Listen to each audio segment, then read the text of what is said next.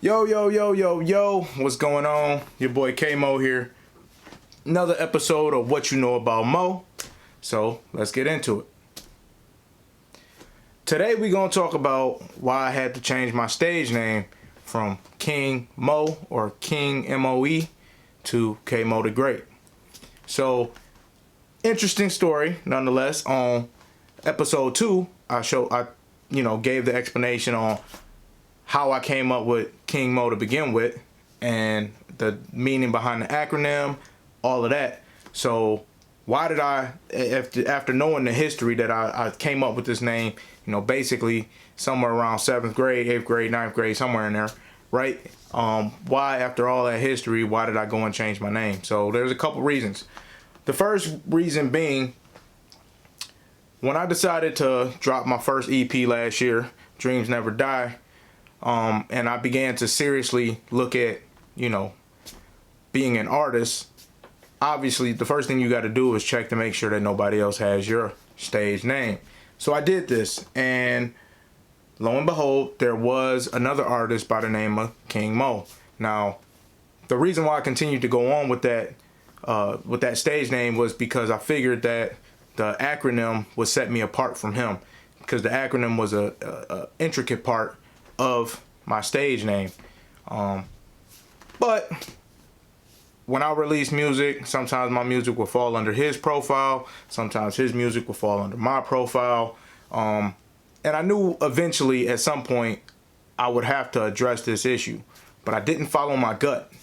So that's the big lesson that I learned from this situation, is that you gotta follow your gut. You gotta trust your gut. Now, obviously, I've had this stage name for a long time, so it means something and it has meaning. But at the same time, it's nice to be able to kind of rebrand myself.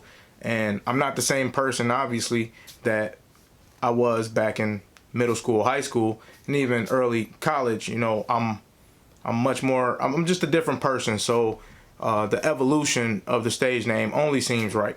So come up with KMoE The Great. So how did I come up with that? Part of it is taking part of King M.O.E, right? So KMoE still stands for King M.O.E, King, Man of Excellence, KMoE. I added the Great because it just had a ring to it, you know what I mean? It had a ring to it. I do feel like I'm great. I think very highly of myself, as everybody should think highly of themselves. I think highly of myself. And it kind of, if you can kind of think of like the great conquerors, right? So you got Alexander the Great, to me, it just kind of has a ring to it, So that's basically how I came up with KMoE The Great. Now, I could have been a dick. I could have just been like, the guy that had the other artist that goes by the name of King M.O.E. Shout out to King M.O.E, by the way. He a stand-up dude. We've had some conversations about it, and I knew it was something that I was gonna have to address at some point. But I could have been a dick and been like, okay, well look, I'm gonna go ahead and trademark it, because it wasn't trademarked at the time, and I could have just kept rolling with it. But number one, as an artist, I respect that it takes a lot for for an artist to go follow his dream and put his music out there, put a piece of themselves out there. And I respect that he's been doing it for as long as he's been doing it. And I think, I'm a fair dude. I stand with integrity. And I knew that going into it. So it was only right that I make the adjustment. Second thing was, it's nice to, like I said earlier, it's nice to be able to kind of rebrand myself. And it was something that was kind of looming over me that I kind of felt like I was going to have to address at some point. But I kept skating around it. And like I said, that's just a lesson to be learned, that you got to follow your gut and you got to go with your instinct. And oftentimes that's what's right. And then when you do make mistakes, you got to stand on integrity and you got to stand on your beliefs and the things that you believe in, right? So that was that. So I felt that it was a little bit of a pain in the butt, because I released music under King M.O.E. I cannot re-release that music. That music is what it is. And because that was some of the first music that I actually released, it's near and dear. So it hurts to not really be able to put that and take that underneath and put that under King M.O.E.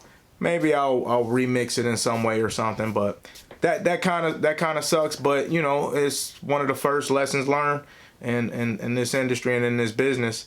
And you know, I should have just heeded my own advice and just stuck to my gut and went with what I knew I should have did, which was come up with something different at the beginning. So yeah, that's pretty much the gist of it. I'm not gonna go on and ramble about it. This is What You Know About Mo, episode 3. If you like this, go ahead, hit the like, drop a comment. If there's anything in particular that you want to know about me, go ahead and put that in the comments. I'll incorporate it in a future video. Be safe out there. Peace, love, and respect. Holla at y'all next time.